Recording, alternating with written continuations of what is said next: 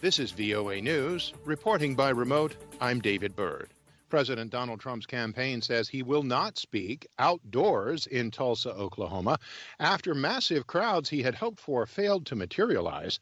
As AP's Ben Thomas reports, the president's decision came after 6 of his campaign staff came down with the coronavirus. The Trump campaign says the staff members were helping set up the event, and as soon as the results were known, quarantine procedures were put in place. None of the staff members will attend the event, and neither will anyone who had any contact with them. Campaign officials say everyone attending the rally will be given temperature checks before they pass through security. They'll also be given masks to wear if they choose, and hand sanitizer. The rally is expected to be the biggest indoor event the country has seen since restrictions to prevent the coronavirus from spreading began in March. Tulsa has seen COVID-19 cases spike in the past week. Ben Thomas, Washington. A U.S. judge on Saturday denied a request by the Trump administration for an injunction to block publication of a book by former National Security Advisor John Bolton. We get more in this report produced by Reuters' Jonah Green. The administration has sought a temporary restraining order and preliminary injunction against the publication of The Room Where It Happened, a White House memoir, saying it contained classified information and threatened national security.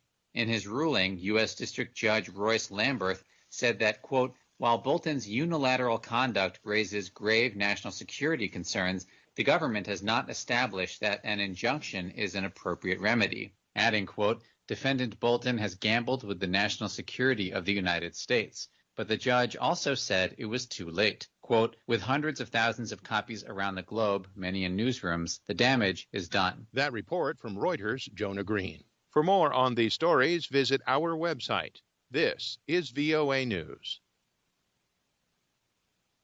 China unveiled the details Saturday of a planned national security law for Hong Kong that will allow the Communist Party to markedly expand its power and tighten its control of the Asian financial hub. China's National People's Congress Standing Committee wound up its meeting Saturday without the legislation being formally approved, though the details released by the Xinhua official news agency prompted widespread unease among legal experts and analysts. According to an explanation of the law released by Xinhua, a new National Security Commission headed by its Beijing-appointed top leader but supervised by the Chinese government will be established in Hong Kong. Chinese security agents, which Beijing says are required to follow Hong Kong's laws, also will be stationed in the city to deal directly with some cases there. China has repeatedly prompted Hong Kong leaders to enact legislation to plug a loophole of national security in the wake of year-long protests in Hong Kong sparked by a controversial extradition bill. Pope Francis on Saturday held his first audience for a group of people since Italy lifted its coronavirus lockdown.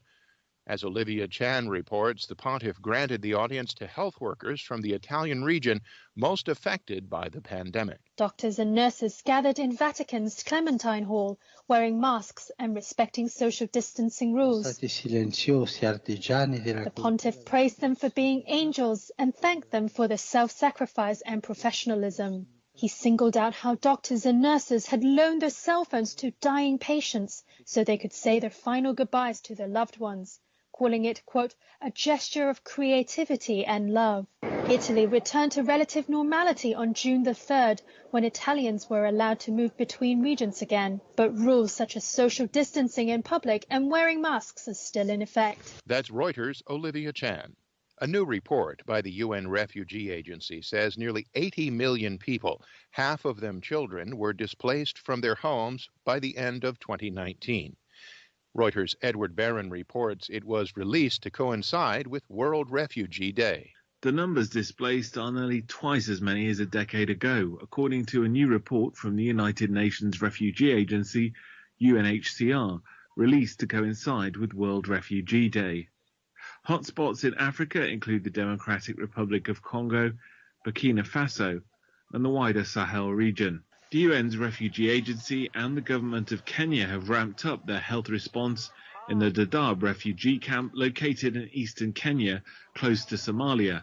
It's currently home to more than 217,000 refugees, and poor sanitation and overcrowding are main